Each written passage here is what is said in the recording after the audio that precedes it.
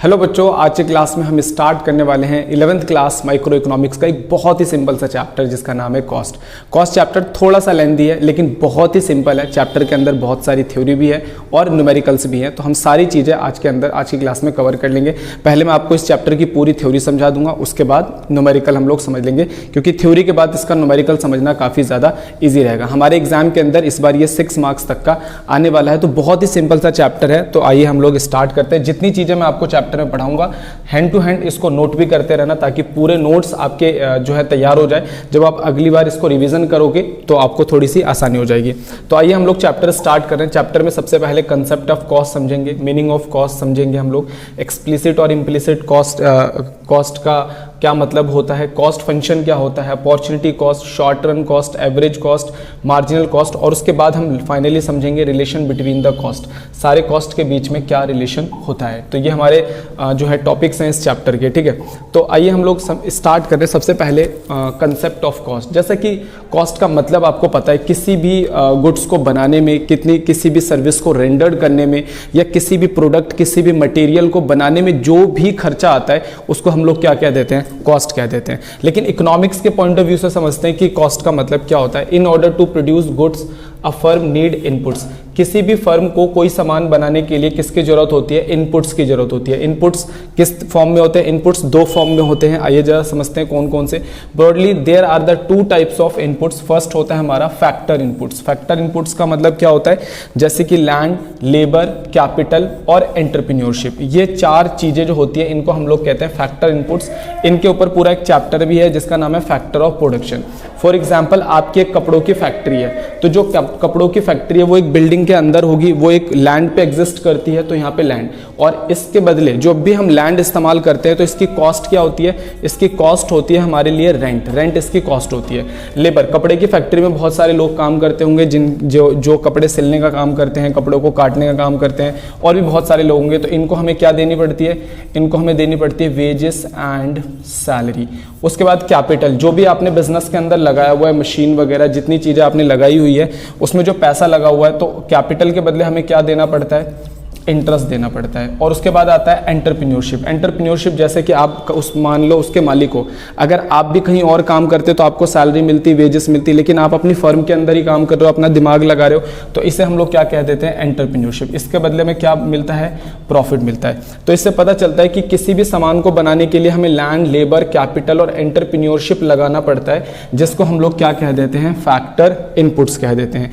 इसके अलावा सामान को बनाने में नॉन फैक्टर इनपुट्स भी हमें लगाना पड़ता है, जैसे कि हम लोग बोलते हैं रॉ मटेरियल। अगर आपको आपकी कपड़ों की फैक्ट्री और आपको कपड़े बनाने हैं तो लैंड, लेबर, कैपिटल और एंटरप्रेन्योरशिप तो लगाना ही पड़ेगा, साथ में लगाना पड़ेगा आपको रॉ मटेरियल, तभी तो कपड़े बनकर तैयार होंगे। रॉ मटेरियल का मतलब आपको कपड़ा लेकर आना पड़ेगा, बटन लेकर आना पड़ेगा, धागे लेकर आने पड़ेंगे, ये सारी चीजें क्या है, आपकी रॉ मटेरियल है। तो कंसेप्ट ऑफ कॉस्ट में मैंने आपको बताया कि किसी भी सामान को बनाने के लिए हमें इनपुट्स की जरूरत होती है। इनपुट्स 2 फॉर्म में होते हैं, फैक्टर इनपुट्स होते हैं जिसमें लैंड, लेबर, कैपिटल और एंटरप्रेन्योरशिप, और दूसरा हमारा नॉन फैक्टर इनपुट्स होता है जिसे हम लोग क्या कह देते हैं, raw material. Cost refer to the expenditure incurred by the producer on the factor as well as non factor input.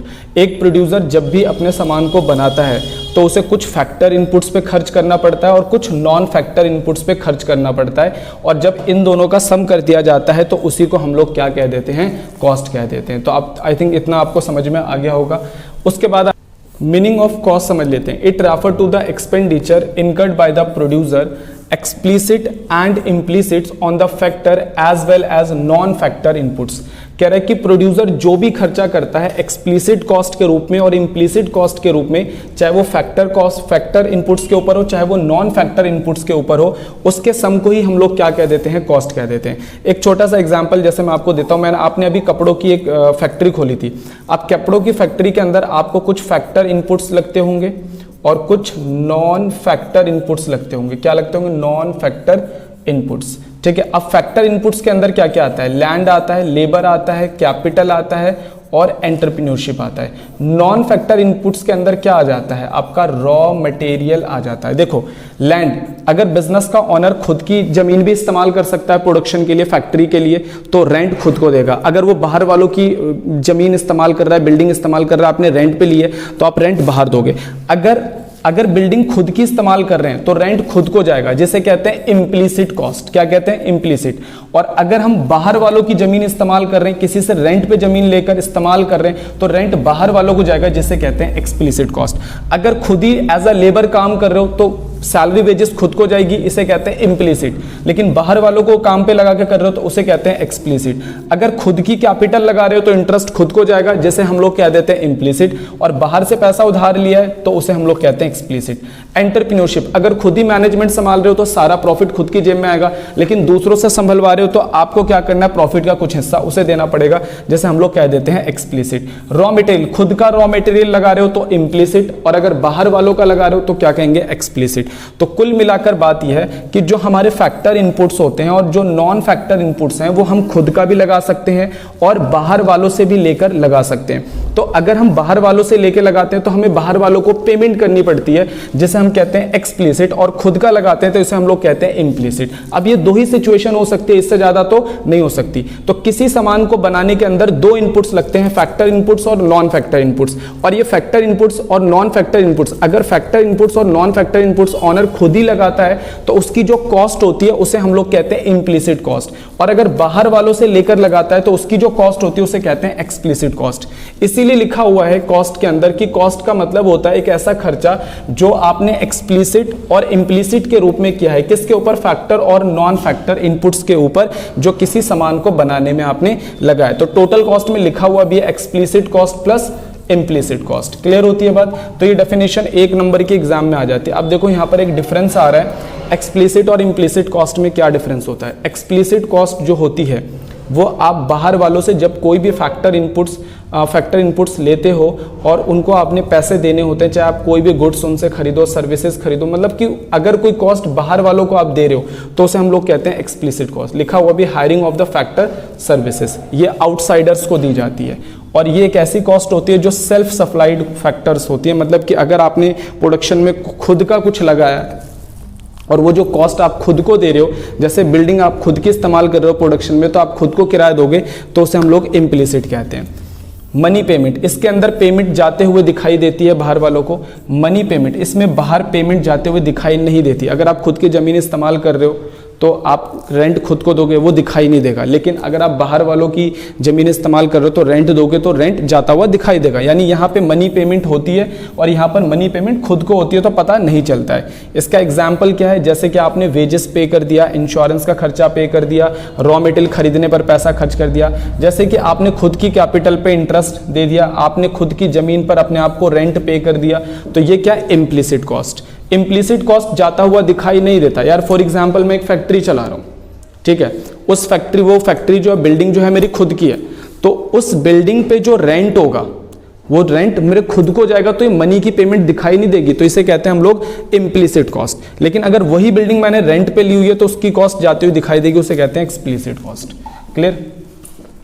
उसके आ जाते हैं हम लोग कॉस्ट फंक्शन। कॉस्ट फंक्शन बहुत सिंपल सी बात कहता है कि कॉस्ट और आउटपुट के बीच में रिलेशन होता है। जैसे मेरी कपड़े की फैक्ट्री है तो मैं कपड़े बनाता हूँ, तो कपड़े मेरे लिए क्या है, आउटपुट है, ठीक है। अब जैसे जैसे मैं ज़्यादा कपड़े बनाऊंगा तो मेरा खर्चा भी तो बढ़ने लग जाएगा ना, बिजली का खर्चा बढ़ेगा, मशीन की मेंटेनेंस का खर्चा बढ़ेगा, लेबर के सैलरी का खर्चा बढ़ेगा और बहुत सारे खर्चे बढ़ने लग जाएंगे। तो कॉस्ट फंक्शन बस इतनी सी बात कहता है कि अगर किसी चीज का आउटपुट हम बढ़ाते हैं तो कॉस्ट बढ़ने लगता है और आउटपुट कम करने पर कॉस्ट कम होने लगता है। इसी को हम लोग कहते हैं कॉस्ट फंक्शन। यानी कि अगर किसी चीज की कॉस्ट बढ़ेगी तो समझ लेना कि उसकी क्वांटिटी बढ़ रही है, यानी कि उसका प्रोडक्शन बढ़ रहा है, और कम होने पर कॉस्ट भी क्या हो जाती है, कम हो जाती है।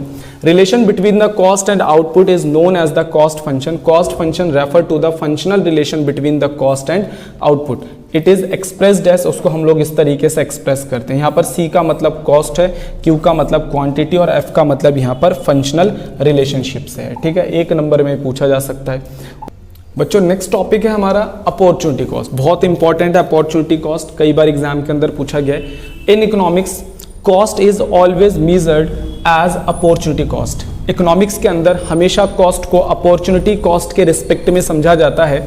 Opportunity cost measured in term of total sacrificed involved in undertaking that activity. किसी भी चीज का प्रोडक्शन करने के लिए हम जितनी चीज़ों का सेक्रीफाइस करते हैं उसी को हम अपॉर्चुनिटी कॉस्ट कहते हैं। फॉर एग्जाम्पल, मैंने एक फैक्ट्री ओपन करी, कपड़ों की एक फैक्ट्री ओपन करी, और कपड़ों की एक फैक्ट्री ओपन करने के लिए मेरे पास एक बिल्डिंग थी और उस बिल्डिंग को मैंने 20,000 रुपये रेंट पे चढ़ाया हुआ था। तो क्योंकि मुझे फैक्ट्री खोलनी थी तो मैंने उन किराएदारों को वहाँ से खाली करवा दिया। अब एक बात बताओ, जब किराएदार खाली करके चले गए तो जो 20,000 रुपये मेरे पास हर महीने आ रहे थे, क्योंकि अब मैंने उस जगह पे फैक्ट्री लगा दिया तो अब वो 20,000 रुपये मेरे पास नहीं आएंगे। तो उस फैक्ट्री को लगाने के लिए मुझे 20,000 रुपये जो रेंट से आते थे उसका सेक्रीफाइस करना पड़ा। इसे हम लोग कह देते हैं अपॉर्चुनिटी कॉस्ट। उस बिल्डिंग की अपॉर्चुनिटी कॉस्ट ये है कि भाई मुझे अपना प्रोडक्शन करने के लिए उस 20,000 रुपये का जो रेंट है उसको सेक्रीफाइस करना पड़ा। बात समझ में आती है? मेरे पास 10 लाख रुपए थे और 10 लाख रुपए लगा के मैंने अपनी फैक्ट्री को स्टार्ट करा। उस 10 लाख रुपए से हर साल मेरे पास इंटरेस्ट आ रहा था बैंक से, क्योंकि मैंने उसे अपने बिजनेस में यूज कर लिया उस पैसे को। तो अब वो 10 लाख पे जो इंटरेस्ट आता था मेरे पास हर महीने या हर साल, अब वो आना बंद हो गया। तो उस प्रोडक्शन की अपॉर्चुनिटी कॉस्ट क्या है कि मेरे पास वो इंटरेस्ट आना बंद हो गया, मेरे पास वो बिल्डिंग का जो रेंट आता था वो आना मेरे पास बंद हो गया। तो इसी को हम लोग अपॉर्चुनिटी कॉस्ट कह देते हैं। अपॉर्चुनिटी कॉस्ट का मतलब है कि जब भी हम जिन फैक्टर ऑफ प्रोडक्शन से हम चीजों को बनाते हैं, अगर हम अपने प्रोडक्शन में उसका इस्तेमाल नहीं करते तो दूसरी जगह उसको इंट्रोड्यूस करते हैं और वहां से हमें कुछ ना कुछ रेवेन्यू आ जाता। तो ऐसा कहा जाता है कि अपॉर्चुनिटी कॉस्ट जो होता है वो इकोनॉमिक्स के अंदर कॉस्ट के बराबर होता है। अपॉर्चुनिटी कॉस्ट हमेशा किसके बराबर होता है? कॉस्ट के बराबर होता है हमारे, ठीक है। और कॉस्ट किसके बराबर होता है? Explicit cost plus implicit cost के बराबर होता है, ठीक है। तो एक बार अपॉर्चुनिटी कॉस्ट की मीनिंग भी देख लेते हैं। अपॉर्चुनिटी कॉस्ट का मतलब होता है opportunity cost is the cost of next best alternative forgone. Clear होता है? अब जैसे मुझे फैक्ट्री से मान के चलो कि मैंने रेंट पे, जैसे मेरी जो बिल्डिंग थी मैंने उसको रेंट पे लगा रखा था, तो 30,000 मेरे पास हर महीने क्या आ रहा था, मान लो रेंट आ रहा था। अब मैंने क्या करा, 2 लाख रुपए मुझे फैक्ट्री से प्रॉफिट होने लगा। तो उस 30,000 रुपए का रेंट देख लूं या फिर मैं उस 2 लाख रुपए का प्रॉफिट देख लूं। तो उस 2 लाख रुपए के प्रॉफिट को कमाने के लिए मुझे 30,000 रुपए का रेंट भी गंवाना पड़ा, मुझे जो इंटरेस्ट मिल रहा था वो भी मुझे गंवाना पड़ा। तो इसी को हम लोग कह देते हैं अपॉर्चुनिटी कॉस्ट। इसे और एक और एग्जाम्पल से हम लोग समझने की कोशिश करते हैं। एक छोटा सा एग्जाम्पल यहाँ पे लिखा गया है। कह रहा जी एक फार्मर है, एक फार्मर अपनी जमीन पर या तो 50 क्विंटल का राइस प्रोड्यूस कर सकता है या फिर 40 क्विंटल का वीट प्रोड्यूस करता है, ठीक है। अब वो फैसला लेता है कि नहीं जी मुझे 50 क्विंटल का क्या करना है, राइस प्रोड्यूस करना है। तो यार गेहूं तो उसे छोड़ना पड़ेगा ना। तो अब एक बात बताओ, 50 क्विंटल राइस की अपॉर्चुनिटी कॉस्ट क्या है? 40 किलो ये जो गेहूं है, इसी को हम लोग अपॉर्चुनिटी कॉस्ट कहते हैं। क्लियर हो गया? अपॉर्चुनिटी कॉस्ट का मतलब है सिंपल सा मतलब, कुछ पाना है तो आपको कुछ खोना पड़ेगा, और कुछ पाने के लिए जो आपने खोया उसी को हम लोग अपॉर्चुनिटी कॉस्ट कह देते हैं, ठीक है। तो इकोनॉमिक्स के अंदर अपॉर्चुनिटी कॉस्ट जो होती है वो कॉस्ट के इक्विवेलेंट मानी जाती है। अब हम पढ़ने के लिए जा रहे हैं शॉर्ट रन कॉस्ट। देखो 3 तरीके का शॉर्ट रन कॉस्ट होता है, 3 तरीके का। एक होता है हमारा फिक्स कॉस्ट, ठीक है, इसे हम लोग टोटल फिक्स कॉस्ट भी कहते हैं। एक होता है हमारा टोटल वेरिएबल कॉस्ट, इसे सिर्फ वेरिएबल कॉस्ट भी कह देते हैं। और एक होता है हमारा टोटल कॉस्ट। तो तीनों 1 बाय 1 करके पढ़ने वाले हैं। TFC पढ़ेंगे पहले, फिर TVC पढ़ेंगे और फिर TC पढ़ेंगे। तो अभी सबसे पहले हम स्टार्ट कर रहे हैं क्या, टोटल फिक्स कॉस्ट, ठीक है। 3 तरीके के शॉर्ट टर्म कॉस्ट होते हैं इकोनॉमिक्स के अंदर। तो सबसे पहले हम लोग पढ़ने जा रहे हैं फिक्स कॉस्ट। इसे हम लोग सप्लीमेंट्री कॉस्ट भी कहते हैं, ओवरहेड कॉस्ट भी कहते हैं, इनडायरेक्ट कॉस्ट भी कहते हैं, जनरल कॉस्ट भी कहते हैं और अनअवॉइडेबल कॉस्ट भी कहते हैं, ठीक है। सबसे पहले फिक्स कॉस्ट का मतलब क्या होता है? It refer to those cost which do not vary directly with the level of output. ऐसी कॉस्ट जो हमारे प्रोडक्शन के चेंज होने से चेंज नहीं होती, उसे हम लोग फिक्स कॉस्ट कहते हैं। फॉर एग्जाम्पल, अब मान के चलो कि मैंने अपनी फैक्ट्री के लिए 20,000 रुपए के रेंट पर एक बिल्डिंग ली, ठीक है। पहले महीने पर मैंने कोई भी प्रोडक्शन नहीं करा तो उसका मालिक जो रेंट लेने के लिए आएगा तो मैं क्या बोलूंगा, जी मैंने बिल्कुल प्रोडक्शन नहीं करी, आप मेरे से रेंट मत लो। उसको क्या मतलब तुमने प्रोडक्शन करा नहीं करा, तुमने उसकी जमीन एक्वायर कर रखी है, उसकी बिल्डिंग एक्वायर कर रखी है, वो तुमसे पैसे लेगा तो 20,000 रुपये रेंट ले जाता है। अगले महीने मेरा काम ज्यादा चलता है तो क्या वो मुझसे ज्यादा रेंट लेके जाएगा? यार रेंट का जो एग्रीमेंट है मान लो 1 साल का बना है तो 1 साल तक तुम्हारा काम ज्यादा चले कम चले बहुत ज्यादा चले उससे उसको कोई मतलब नहीं है। वो अपने जो एक रेंट है वो एक फिक्स रेंट ही आपसे क्या करेगा, चार्ज करेगा। तो यहां पर जो रेंट का खर्चा है वो हमारे लिए एक फिक्स खर्चा है क्योंकि प्रोडक्शन के चेंज होने से वो डायरेक्टली वेरी नहीं हो रहा, डायरेक्टली चेंज नहीं हो रहा।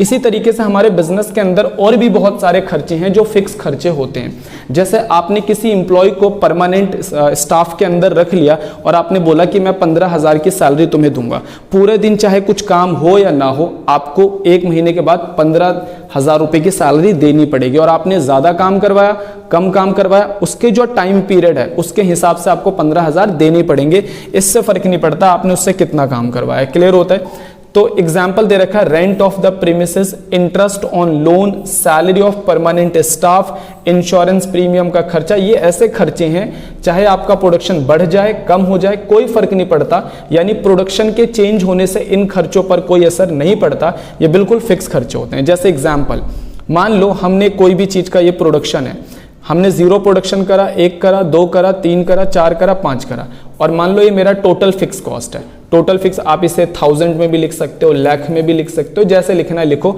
मैंने एक सिंपल सा नंबर लिया और देखो वो हर लेवल पे चेंज सेम है। यानी कि फिक्स खर्चा अगर आप प्रोडक्शन बढ़ाओगे तो भी उतना ही रहेगा, प्रोडक्शन कम करोगे तो भी उतना ही रहेगा, इवन प्रोडक्शन 0 करोगे तो भी वो उतना ही रहेगा। इसी को हम लोग कहते हैं फिक्स खर्चा। ठीक है, टोटल फिक्स कॉस्ट।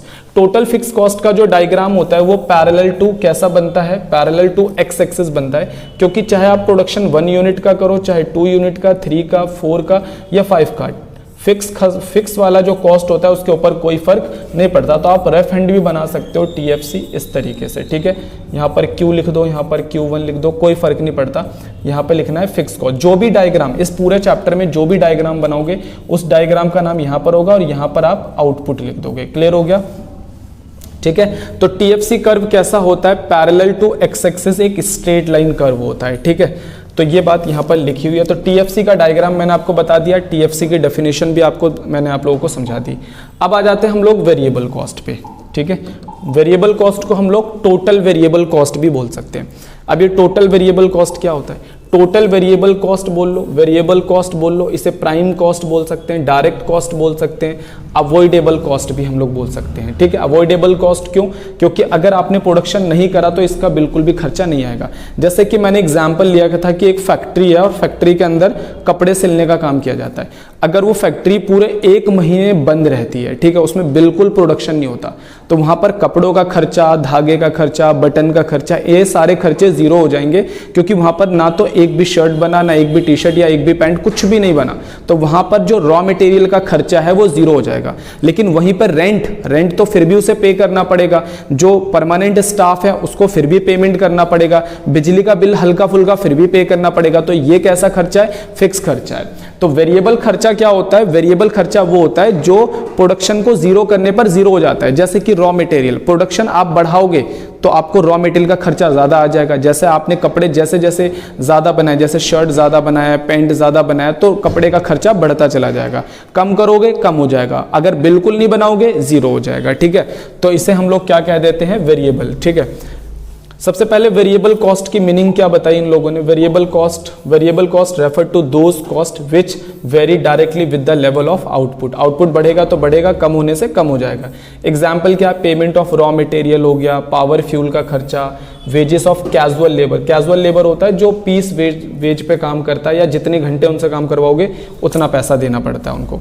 ठीक है, उसके बाद आ जाते हैं हम लोग इसकी टेबल पे। टेबल में देखो 0 पर कितना प्रोडक्शन है? 0। ठीक है, जैसे आपने 1 करा 6 बढ़ा, तो कितना बढ़ गया यहाँ पर? 6। उसके बाद 2 करा तो कितना आ गया? फिर यहाँ पर 4 बढ़ गया, कितना हो गया? 10 हो गया। ठीक है, उसके बाद फिर यहाँ पर कितना बढ़ गया? 5 बढ़ गया। उसके बाद फिर कितना बढ़ गया? यहाँ पर 9 बढ़ गया। उसके बाद यहाँ पर कितना बढ़ गया भाई? 11 बढ़ गया। क्लियर है? तो अगर आप TVC को देखोगे तो TVC आउटपुट 0 होने पर 0 रहता है। क्लियर? जैसे जैसे आउटपुट बढ़ता है वैसे वैसे टीवीसी भी बढ़ता है, लेकिन स्टार्टिंग में डिक्रीजिंग रेट से बढ़ता है। देखो डिक्रीजिंग रेट से बढ़ा, उसके बाद फिर इंक्रीजिंग रेट से बढ़ना शुरू कर देता है। इसी वजह से इसकी जो शेप होती है वो इनवर्स एस शेप जाती है। टीवीसी की शेप कैसी होती है? इनवर्स एस शेप होती है। रीजन क्या होता है? क्योंकि टीवीसी पहले डिक्रीजिंग रेट से बढ़ता है और उसके बाद इंक्रीजिंग रेट से बढ़ना शुरू कर देता है। पहले डिक्रीजिंग रेट से फिर इंक्रीजिंग रेट से। इसका रीजन होता है लॉ ऑफ वेरिएबल प्रपोर्शन। ये एक चैप्टर है लॉ ऑफ वेरिएबल प्रपोर्शन, हमने उसके अंदर पढ़ा था प्रोडक्शन फंक्शन के अंदर। लॉ ऑफ वेरिएबल प्रपोर्शन कहता है कि जब एक फिक्स फैक्टर के साथ वेरिएबल फैक्टर को तेजी से बढ़ाया जाता है तो पहले कॉस्ट कम होती है, यानी कि धीरे धीरे बढ़ती है, उसके बाद थोड़ा तेजी से बढ़ना शुरू कर देती है। बस ये कहता है law of variable proportion. Clear होता है? तो लॉ ऑफ वेरिएबल प्रपोर्शन का जो ये लॉ है ये यहां पर लगता है, जिसकी वजह से टीवीसी का जो शेप है, अब देखो है तो कैसा? Positive slope. इसे पॉजिटिव स्लोप ही कहते हैं। चेक करो पॉजिटिव स्लोप क्यों होता है? क्योंकि जैसे जैसे आउटपुट बढ़ेगा, चेक करो, जैसे जैसे आउटपुट बढ़ेगा, जैसे जैसे आउटपुट बढ़ेगा, प्रोडक्शन है ना, जैसे जैसे हम प्रोडक्शन बढ़ाएंगे कॉस्ट क्या होती चली जाएगी? बढ़ती चली जाएगी। इसलिए इसका स्लोप पॉजिटिव होता है। लेकिन पॉजिटिव स्लोप में कैसा होता है? इनवर्स एस शेप होता है। क्लियर हो गया? रीजन क्या है? शुरू में ये डिक्रीजिंग रेट से बढ़ता है, उसके बाद इंक्रीजिंग रेट से बढ़ता है, और जब आउटपुट जीरो होता है तो हमारा टीवीसी भी कैसा हो जाता है बच्चों? जीरो हो जाता है। अगर कोई पूछे इनवर्स एस शेप क्यों बन रहा है तो हम बोलेंगे लॉ ऑफ वेरिएबल प्रपोर्शन के कारण बन रहा है। क्लियर? अगर इसका रफ हैंड डायग्राम आपको बनाना है तो आप ऐसे बना सकते हो। यहाँ पर आप आउटपुट लिख सकते हो, यहाँ पर टीवीसी लिख सकते हो, ठीक है। उसके बाद इस तरीके से आप टीवीसी बना सकते हो। तो आप ऐसे डायग्राम भी बना सकते हो इसकी जगह, अगर आप डाटा से नहीं बनाना चाहते हो तो, ठीक है। टीवीसी के बाद आ जाते हैं हम लोग, अगला है हमारा टीसी। टीसी का मतलब क्या होता है?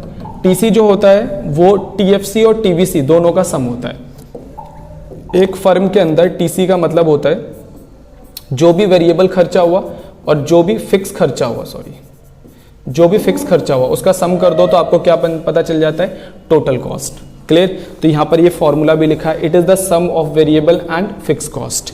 अब यहां पर इसको हम लोग शेड्यूल में एक बार समझ लेते हैं। शेड्यूल में समझना एक बार, यहाँ पर आउटपुट है वही हमने फिक्स कॉस्ट सब में 12 ले लिया, वेरिएबल कॉस्ट का डाटा उठा लिया वही पुराना वाला। टोटल कॉस्ट कैसा आएगा? इन दोनों का हम सम कर देंगे, इन दोनों का सम कर देंगे। क्लियर हो गया? अब इसके डायग्राम को थोड़ा सही से समझना, क्योंकि इस बार मैंने डायग्राम में तीनों का डायग्राम एक साथ बना दिया है, ठीक है। इस वाले डायग्राम से तो आप पहले से अवेयर हो। क्लियर? ये हमारा क्या है? टीएफसी है, ठीक है। उसके बाद इससे भी अवेयर हो, ये जीरो से स्टार्ट होता है ऊपर की साइड चला जाता है, ठीक है। ये कौन सा? इनवर्स एस शेप है। क्लियर हो गया? तो आप इन दोनों कर्व से तो पहले से अवेयर हो। अब आ जाते हैं हम लोग टीसी में। टीसी भी क्या होता है? बिल्कुल टीवीसी की तरह होता है, क्योंकि यहां तक का जो मामला है, यहां तक, ये जो यहां तक है, यहां तक क्या है हमारा? टीएफसी है। उसके बाद ये जो स्लोप है, ये जो इसका स्लोप जा रहा है, ये इसके बराबर ही होता है, टीवीसी के बराबर होता है। अच्छा, टीसी और टीवीसी इन दोनों के बीच का जो गैप होता है ना, वो टीएफसी होता है। टीसी और टीवीसी कभी एक दूसरे को इंटरसेक्ट नहीं कर सकते, क्योंकि इनके बीच का गैप क्या है? टीएफसी है। क्लियर? इसका रीजन देखो, यहां पे मैंने बताया था टीसी क्या होता है? टीएफसी प्लस टीवीसी होता है, ठीक है। तो अगर आप टीवीसी इधर लेकर आओगे, यानी कि टीसी में से माइनस करोगे टीवीसी, तो आपको क्या पता चल जाता है? टीएफसी। यानी इन दोनों का जो गैप होता है वो किसके बराबर होता है? टीएफसी। तो याद रखना है, TC and TVC curve never intersect to each other because the gap is TFC which is constant at every level of output. तो ये बात आपको याद रखनी है। क्लियर हो गया? एक बार क्वेश्चन भी आया था कि टीसी का जो स्लोप होता है वो किसके बराबर होता है? टीसी का जो स्लोप होता है वो टीवीसी के बराबर होता है। किसके बराबर होता है? टीवीसी के बराबर। जितनी तेजी से टीवीसी बढ़ेगा, देखो जितनी तेजी से टीवीसी बढ़ता है उतनी ही तेजी से टीसी भी बढ़ता है, ठीक है। तो ये बात याद रखनी है।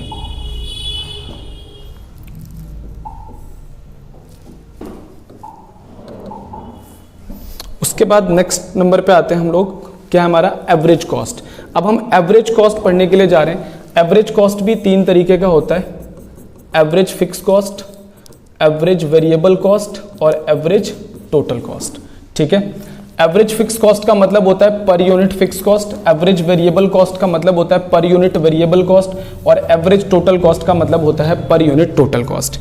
क्लियर? अब मैं कहता हूं कि एक फर्म एक महीने के अंदर मान लो 100 आउटपुट बनाती है, किसी भी चीज के 100 आउटपुट, यानी कि 100 क्वांटिटी का प्रोडक्शन करती है। क्लियर? और उसका जो फिक्स खर्चा है, उसका जो TFC है उसकी फर्म का, वो 1 लाख रुपए का है। कितने का? 1 लाख। अगर उस फर्म को ये जानना है कि हर यूनिट पर उसका फिक्स खर्चा कितना आता है, हर यूनिट पर, तो वो क्या करेगी? 1 लाख डिवाइड बाय 100, यानी हर यूनिट पर उसको 1000 रुपीज का फिक्स कॉस्ट आता है। क्लियर हो गया? इसी को हम लोग क्या कह देते हैं? AFC। AFC का मतलब होता है कि हर यूनिट पर, प्रोडक्शन की हर यूनिट पर कितना फिक्स कॉस्ट आ रहा है। ठीक है, तो उसको हम लोग क्या कह देते हैं? Average fix cost. आइए, average fix cost refer to the per unit of fix cost of the production. Formula क्या है AFC का? TFC अपॉन में क्वांटिटी, या फिर आप आउटपुट बोल सकते हो। अब यहाँ पर हमारे को इन्होंने एक टेबल दे रखा है। टेबल में देखो 0 से लेकर 5। अब मैंने TFC का वही डाटा उठा लिया, सब में 12 है। ठीक है, अब TFC, अब AFC निकालना है। AFC का फॉर्मूला क्या बताया मैंने? TFC अपॉन में हम कर देंगे आउटपुट। 12 को 0 से डिवाइड करेंगे इन्फिनिटी, 12 को 1 से डिवाइड करेंगे 12, 12 को 2 से डिवाइड करेंगे 6, 12 को 3 से डिवाइड करेंगे 4, 12 को 4 से डिवाइड करेंगे 3, 12 को 5 से डिवाइड करेंगे 2.4। अब देखो जो इसमें समझने वाली बात है वो ये समझना। देखो AFC कर्व जो होता है, जो AFC होता है वो 0 आउटपुट पर कैसा होता है? इन्फिनिटी। सबसे पहले याद रखना है, AFC एग्जाम में पूछ लेता है AFC इन्फिनिटी कब होता है? जब आउटपुट 0 होता है तो हमारा AFC कैसा होता है? इन्फिनिटी।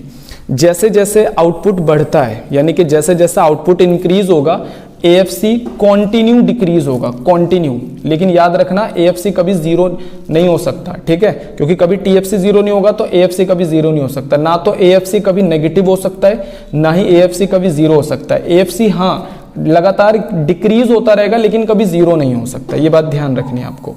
उसके बाद आ जाते हैं हम लोग इसके डायग्राम पे।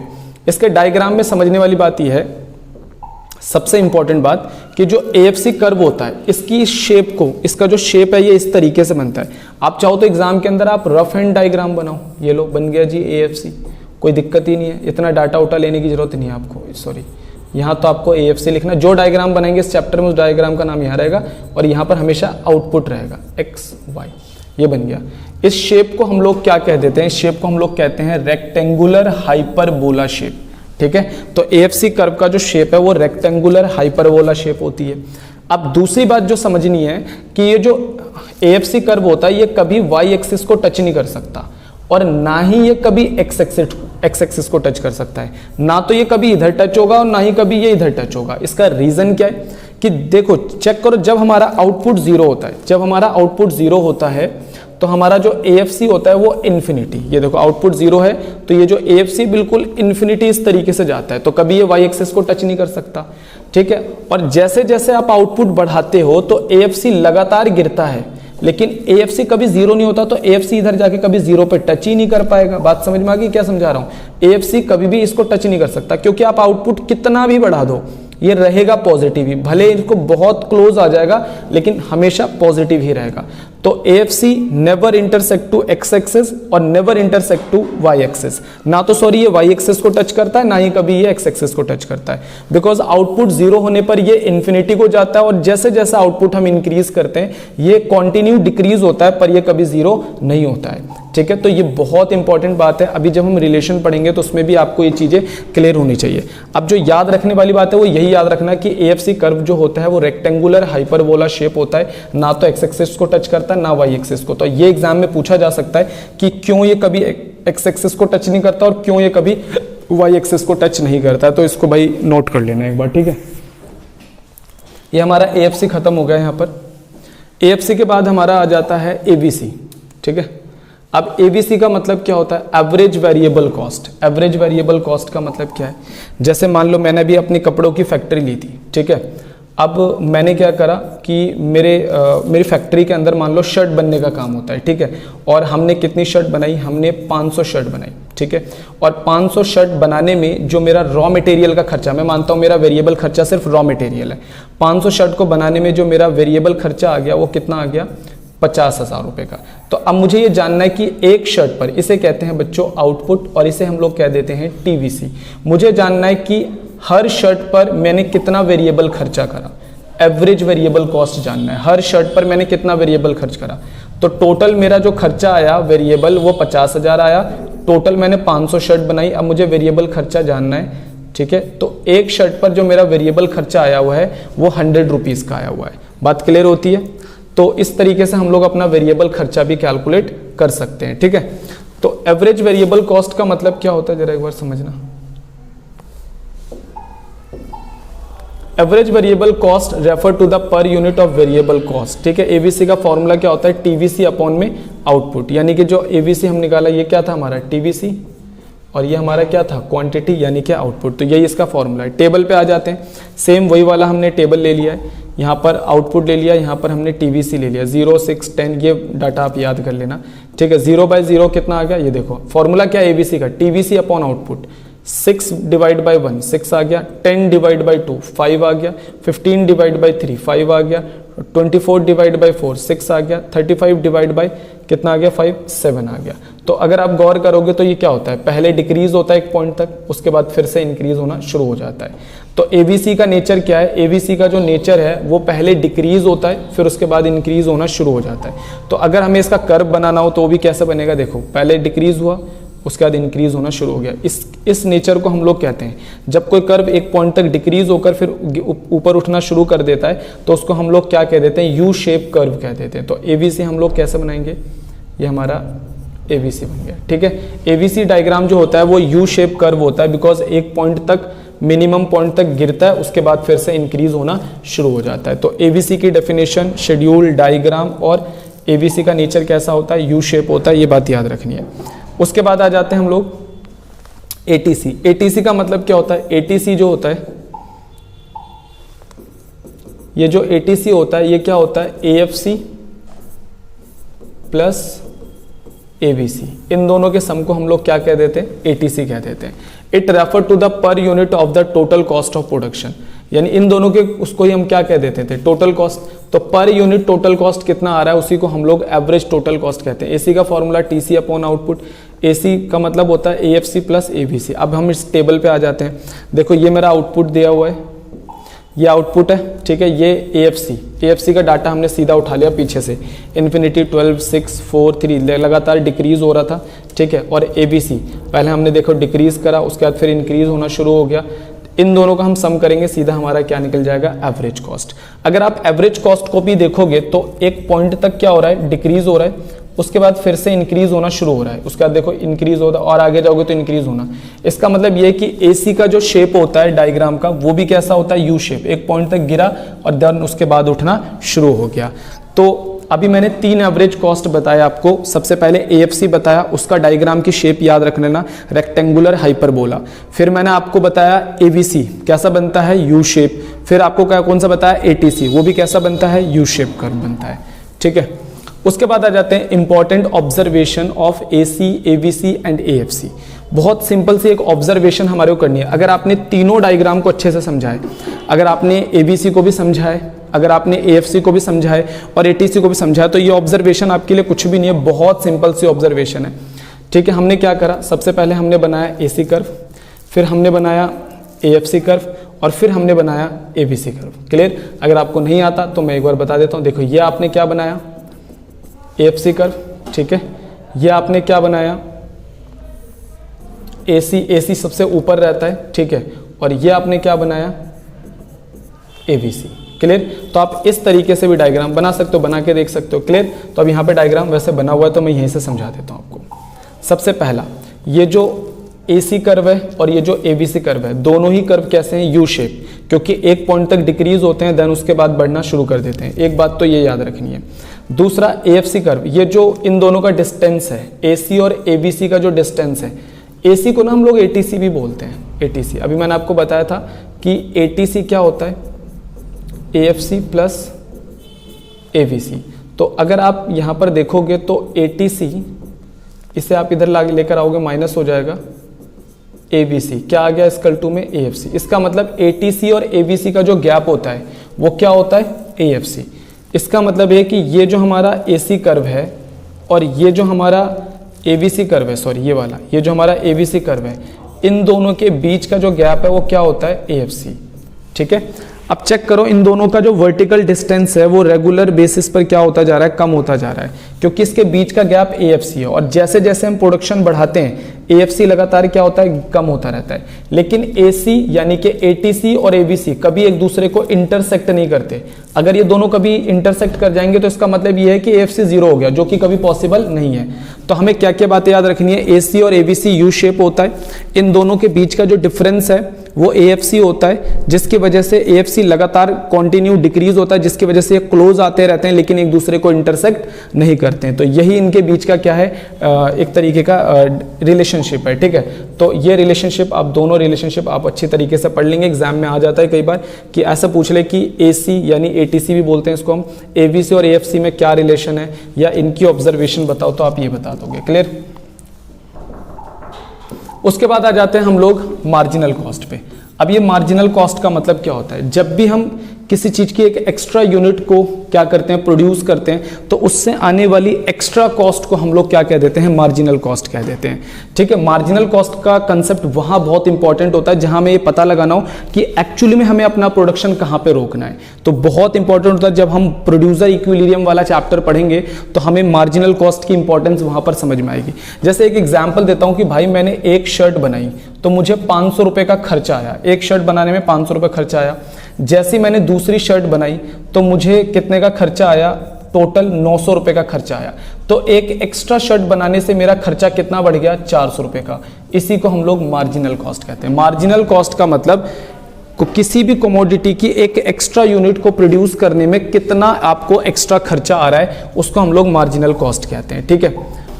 कहता है marginal cost refer to the addition of the total cost when one more unit of output produce, ठीक है। अब यहाँ पर इन्होंने एक एग्जाम्पल भी दिया हुआ है कि भाई मान के चलो कि एक किसी भी कमोडिटी का एक यूनिट बनाने के लिए हमें 200 रुपये का खर्च, सॉरी 2 यूनिट बनाने में हमें 200 रुपये खर्च आता है, और जैसे हम तीसरी यूनिट बनाते हैं तो हमें 240 रुपये का खर्च आता है। तो इसमें से 40 रुपीज़ यानी 240 माइनस 200 माइनस हो गया, तो 40 रुपीज़ का क्या है, मार्जिनल कॉस्ट है, ठीक है। उसके बाद मार्जिनल कॉस्ट की डेफिनेशन दी है TCN माइनस TCN माइनस 1। अब ये फॉर्मूला अभी मैं यहाँ पर बताता हूँ आपको करके कि कैसे आता है, ठीक है। पहली बात तो ये याद रखना है कि मार्जिनल कॉस्ट को हम दोनों रिस्पेक्ट में कैलकुलेट कर सकते हैं, वेरिएबल कॉस्ट से भी कैलकुलेट कर सकते हैं और टोटल कॉस्ट से भी कैलकुलेट कर सकते हैं, ठीक है। आइए जरा समझने की कोशिश करते हैं।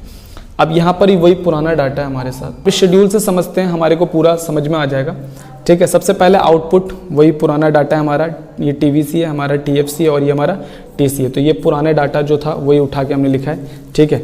उसके बाद आ जाते हैं हम लोग मार्जिनल कॉस्ट कैलकुलेट करते हैं। सबसे पहले मार्जिनल कॉस्ट को हम TC से भी कैलकुलेट कर सकते हैं और मार्जिनल कॉस्ट को हम लोग TVC से भी कैलकुलेट कर सकते हैं। क्लियर हो गया। तो दोनों तरीके से निकालेंगे और देखो बिल्कुल सेम आता है। सबसे पहले TC से निकालते हैं, इससे ऊपर का डाटा नहीं पता इसलिए डैश। 18 में से 6 गया तो हमारा 6 आ गया, ठीक है। देखो 0 यूनिट पे 12 रुपए की कॉस्ट थी, जैसे हमने 1 यूनिट बढ़ाया तो हमारी कॉस्ट 18 रुपए हो गई यानी 18 हो गई। तो 18 माइनस 12 कितना आ गया, 6। जैसे हमने एक और यूनिट बढ़ाया तो 22 हो गई, यानी कितनी कॉस्ट बढ़ गई, चेक करो, 22 में से 18 गया तो 4। फिर जैसे हमने 1 यूनिट बढ़ाई तो हमारी कॉस्ट कितनी बढ़ गई, 27 तक हो गई बढ़ के, माइनस करेंगे तो कितना आ गया, 5, ठीक है। इसी तरह से हम माइनस करते चले जाएंगे 9 और 11। क्लियर। अगर आप इसे TVC की मदद से निकालते हो तो पहले का तो 0 ही रहेगा, ठीक है। जैसे आपने एक एक्स्ट्रा यूनिट करा तो कितना बढ़ गया, 6 माइनस 0 6 आ गया। जैसे एक बढ़ाया तो 10 माइनस 6 कितना हो गया, 4। 15 माइनस 10 कितना हो गया, ठीक है। इस तरीके से हम माइनस कर करके निकाल देंगे। अब यहाँ पे देखने वाला बात यह है कि मार्जिनल कॉस्ट को 2 तरीके से निकाल सकते हैं, TVC से भी और TC से भी। अब इसके नेचर ऑफ कर्व समझ लेते हैं कि इसका नेचर कैसे बनेगा। सबसे पहले चेक करो, यहाँ तक ये डिक्रीज होता है उसके बाद इंक्रीज होना शुरू हो जाता है, यहाँ तक ये डिक्रीज होता है उसके बाद इंक्रीज होना शुरू हो जाता है। इसका मतलब ये है कि मार्जिनल कॉस्ट का जो शेप है वो भी कैसा बनता है, यू शेप, एक पॉइंट तक डिक्रीज और देन उसके बाद इंक्रीज होना शुरू हो जाता है। आप चाहो तो इसकी रफ एंड डायग्राम भी बना सकते हो, जरूरी नहीं है डाटा से बनाना, ठीक है। ये हमारा बन गया मार्जिनल कॉस्ट। यहाँ पर वही यहाँ पर तो आप कॉस्ट नाम लिखोगे मार्जिनल कॉस्ट और यहाँ पर लिख दोगे आप आउटपुट। क्लियर हो गया। तो ये मार्जिनल कॉस्ट का कंसेप्ट था। मार्जिनल कॉस्ट 2 तरीके से कैलकुलेट हो सकता है। डेफिनेशन क्या होता है, एग्जाम्पल मैंने आपको बताया, फॉर्मूला 2 फॉर्मूले हो सकते हैं। एक फॉर्मूला तो यहाँ पे लिखा हुआ है TC वाला, TVC वाला भी लिख देता हूँ। एक फॉर्मूला और होता है TVCN माइनस TVCN माइनस 1, ठीक है। n मतलब क्या, जैसे कि आप इसे n मानते हो तो इसे n मानते हो तो ये n माइनस 1 है, तो इसलिए इसमें से इसको माइनस कर दिया जाता है। नीचे वाले में से ऊपर वाले को माइनस करते हैं, इसलिए n-n-1 इस तरीके से लिखा हुआ होता है। क्लियर हो गया बच्चों? एक क्वेश्चन आ जाता है रिलेशनशिप बिटवीन द AC को हम लोग कह देते हैं ATC, ABC एंड MC। अगर इन तीनों के बीच में हमारा रिलेशन आ जाता है तो यहाँ पे एक डायग्राम बनाना है, और डायग्राम बनाने के बाद आपको क्या करने हैं, रिलेशंस लिखने हैं। लेकिन डायग्राम यहाँ पर थोड़ा सा डाटा से बना हुआ, तो मैं आपको रफ एंड डायग्राम भी बनाकर समझा देता हूँ कि एग्जाम के अंदर आप इसका रफ एंड डायग्राम कैसे बना सकते हैं। ठीक है, ये आ गया x y 0, यहाँ पर आपको सिंपल आउटपुट लिख देना है। यहाँ पे जो भी डायग्राम आप लोग बनाओगे वो डायग्राम लिख देना है। जैसे आप बना रहे हो ATC, आप बना रहे हो ABC और MC। क्लियर है? उसके बाद सबसे पहले हम ऊपर रखेंगे ATC के बाद हम लोग रखेंगे यहाँ पर ABC, और इनके मिनिमम पॉइंट करना है, इनका मिनिमम पॉइंट करना है। ठीक है, और यहाँ पे आपको कर देना है MC। क्लियर हो गया? इनके बीच में क्या क्या रिलेशन है? जैसे सबसे पहला रिलेशन क्या है कि तीनों कर्व ATC, ABC और MC, तीनों कर्व का शेप कैसा है? यू शेप है। तीनों यू शेप है, क्योंकि मिनिमम पॉइंट तक डिक्रीज होने के बाद तीनों ही इंक्रीज होना शुरू हो जाता है। एक रिलेशन तो ये है। दूसरा रिलेशन इनके बीच में क्या है कि जो मार्जिनल कॉस्ट है वो ATC और ABC को उसके मिनिमम पॉइंट पर इंटरसेक्ट करता है। दो रिलेशन हो गए। तीसरा रिलेशन क्या है कि ATC और ABC इनके बीच का जो डिस्टेंस है, ये डिस्टेंस किसके बराबर होता है? AFC के बराबर होता है। ठीक है, और ये इनका जो डिस्टेंस है वो कॉन्टिन्यू डिक्रीज होता रहता है, क्योंकि AFC जैसे जैसे आउटपुट बढ़ाते हैं AFC डिक्रीज होता है। लेकिन कभी भी ATC और ABC एक दूसरे को इंटरसेक्ट नहीं कर सकते। अगर ये इंटरसेक्ट करेंगे तो इसका मतलब ये है कि AFC 0 हो गया, और AFC कभी भी 0 नहीं हो सकता है। क्लियर हो गया? तो यही जो रिलेशन है आपको एग्जाम के अंदर लिखने पड़ेंगे। तो आप चाहो तो इसका रफ एंड डायग्राम इस तरीके से आप डायग्राम बना सकते हो। ठीक है, और डायग्राम बनाने के बाद ये लाइंस आप लिख सकते हो। क्लियर हो गया? और अगर आपको डाटा से बनाना है तो आप डाटा से भी बना सकते हो।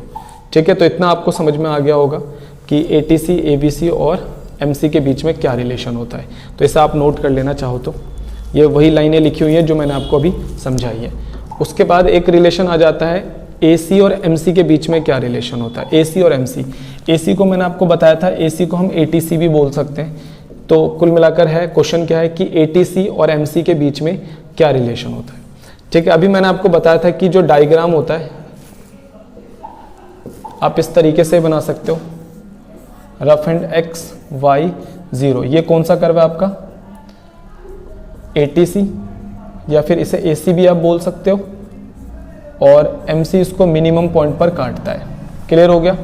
तो यहाँ पर हम इसको तीन तरीके से रिलेशंस में दिखा सकते हैं। सबसे पहला, जब ATC डिक्रीज होता है, व्हेन ATC डिक्रीज, चेक करो, जब ATC डिक्रीज होता है तो जो मार्जिनल कॉस्ट होता है वो ATC से कैसा होता है? नीचे होता है। ये देखो, इस एरिया में क्या है? इस एरिया में ATC कैसा है? कम है। ठीक है, सॉरी, मार्जिनल कॉस्ट कम है और ATC ज़्यादा है। क्लियर?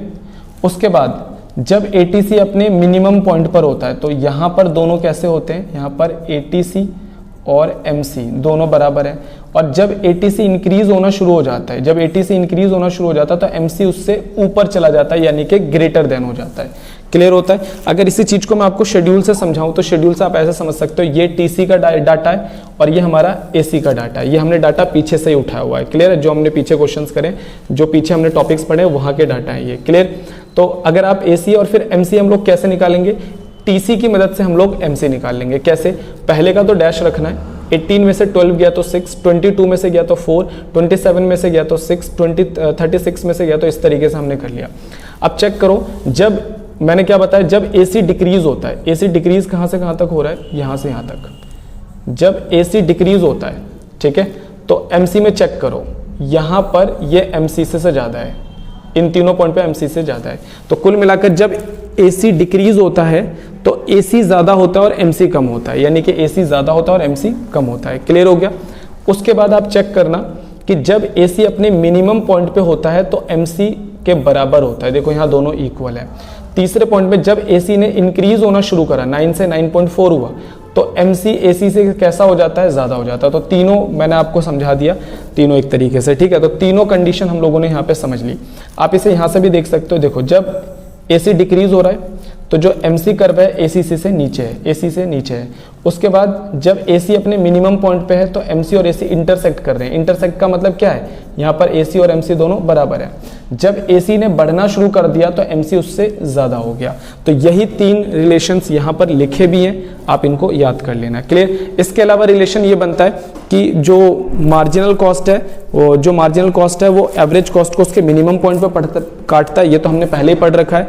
दूसरा, दोनों का जो नेचर है वो यू शेप है। यू शेप मतलब एक पॉइंट तक डिक्रीज, उसके बाद इंक्रीज होना शुरू हो जाते हैं। ठीक है, तो ये याद रख लेना।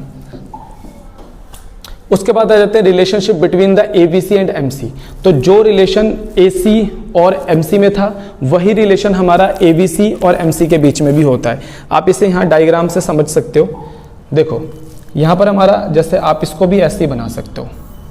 ठीक है, ये हमारा क्या है, ये हमारा ABC है और MC।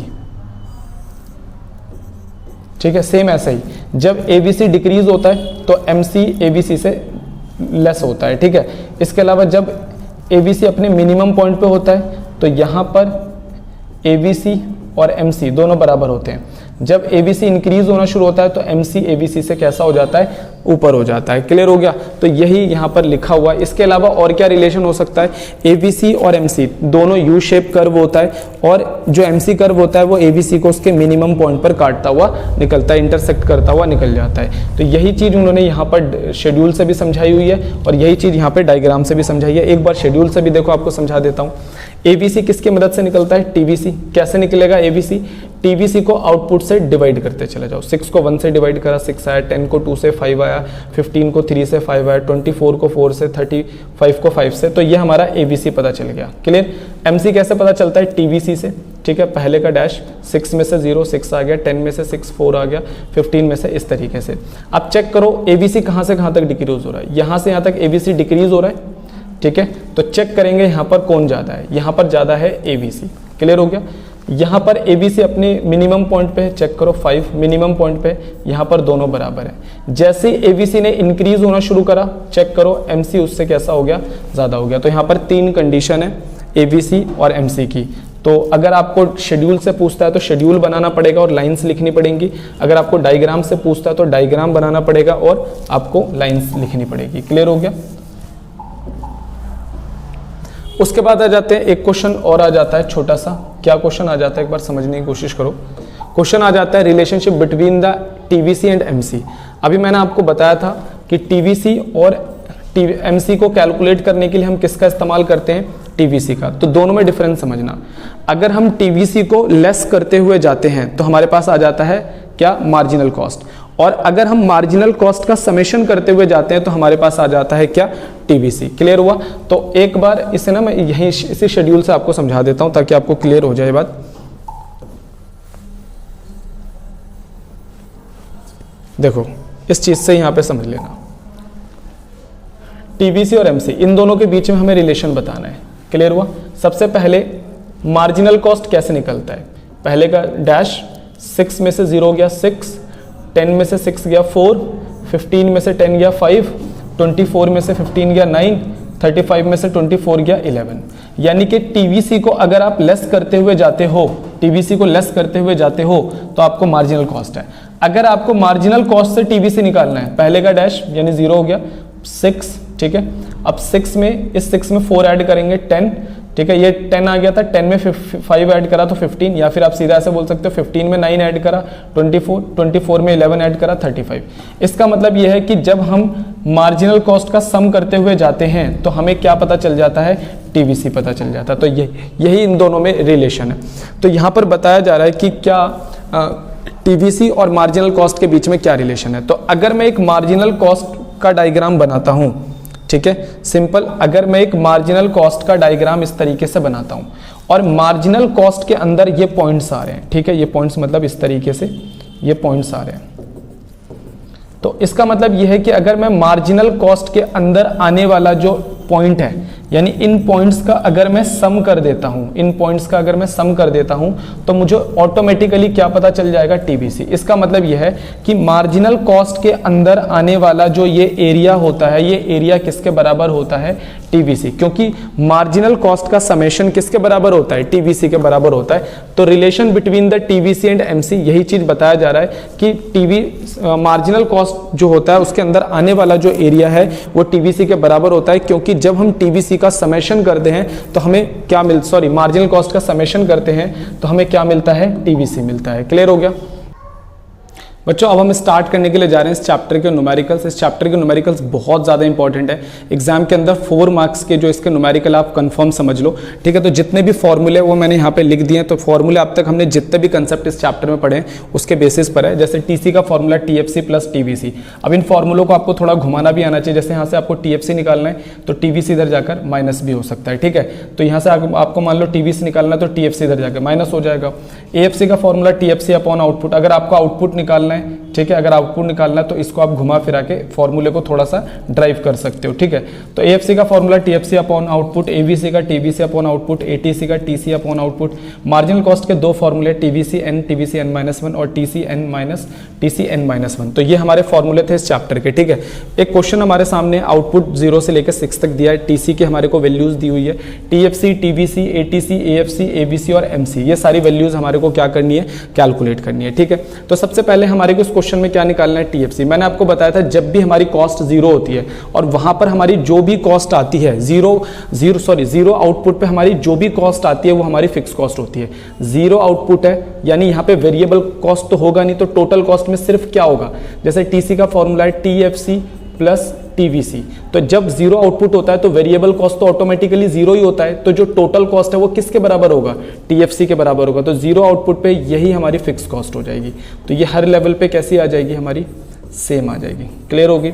अगर इतनी बात आपको समझ में आती है, उसके बाद हमारे को टीवीसी निकालना है। टीवीसी का फॉर्मूला क्या है, अगर हम टीवीसी निकालना है तो टीएफसी इधर जाके माइनस हो जाए। अगर मैं इस टीसी में से टीएफसी माइनस करता हूं तो टीवीसी आ जाएगा। जैसे 60 में से 60 माइनस करा डैश आ गया, 80 में से 60 माइनस करा 20, ये आ गया हमारा 40, ठीक है, 40, 50, 51 आ गया। 51 में आप, ठीक है, यहाँ पर 40, 56 आ गया, ठीक है। उसके बाद आ गया आपका 40 और 30, 70 और यहाँ पर आ गया आपका 90। क्लियर? 40, 50, 90 हो गया। अब हमारे को एटीसी निकालना है। एटीसी का फॉर्मूला क्या है, टीसी को आउटपुट से डिवाइड करो। जैसे कि अगर हम यहाँ पे 60 को 0 से डिवाइड करते हैं, इन्फिनिटी आ जाएगा, ठीक है। यहाँ पर 80 को 1 से डिवाइड कर दो आप, कितना आ जाएगा आपका, 80 आ जाएगा। 100 को 2 से डिवाइड कर दो, 50 आ गया। 111 को 3 से आप डिवाइड कर दो, ठीक है। तो मैं देख के वैल्यूज़ लिख दे रहा हूँ, आप डिवाइड करते रहना। 111 को आप 3 से डिवाइड करोगे, 37 आ जाएगा आपका। क्लियर? यहाँ पर आपको 116 को डिवाइड करना है 4 से, 116 को 4 से डिवाइड करना है तो 29 आ जाएगा आपका। उसके बाद 130 को डिवाइड करना है 5 से, 130 को डिवाइड करना है 5 से, यह आ गया आपका 26। उसके बाद आपका 150 को डिवाइड करना है 6 से, यह आ गया 25। बोलो क्लियर है? तो ये आपका एएफसी आ गया और सॉरी एटीसी आ गया। अब हम एएफसी निकालते हैं। एएफसी का फॉर्मूला क्या होता है, टीएफसी को आउटपुट से डिवाइड करो। जैसे हम यहाँ पे 60 को किससे डिवाइड करेंगे, 0 से, ये भी हमारा इन्फिनिटी आ गया। उसके बाद 60 को 1 से डिवाइड करेंगे, 60 लिख देता हूँ। 60 को 2 से डिवाइड करोगे, 30 लिख दोगे। 60 को 3 से डिवाइड करोगे, 20 लिख दोगे। 60 को 4 से डिवाइड करोगे, 15 लिख दोगे। 60 को 5 से डिवाइड करोगे, 12 लिख दोगे। 60 को 10 से डिवाइड करोगे, 10 लिखो। 60 को 6 से डिवाइड करोगे, 10 लिख दोगे। क्लियर है?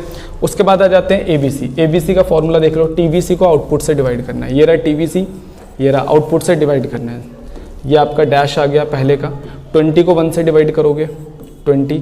40 को 2 से डिवाइड करोगे, 20 आ गया। 51 को 3 से डिवाइड करोगे तो 17 आ गया, है ना, 3 1 जा, ठीक है। 56 को 4 से डिवाइड करोगे तो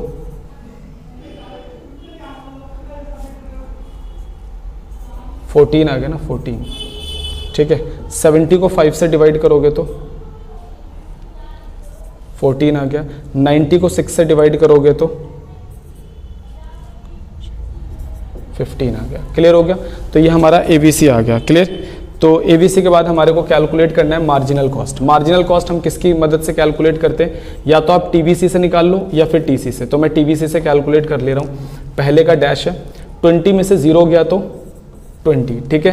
40 में से 20 गया तो 20, 51 में से माइनस गया तो 11, 56 में से माइनस गया तो 5, 70 में से माइनस गया तो 14 और 90 में से माइनस गया तो 20। तो ये हमारा फर्स्ट क्वेश्चन था जो बहुत सिंपल था।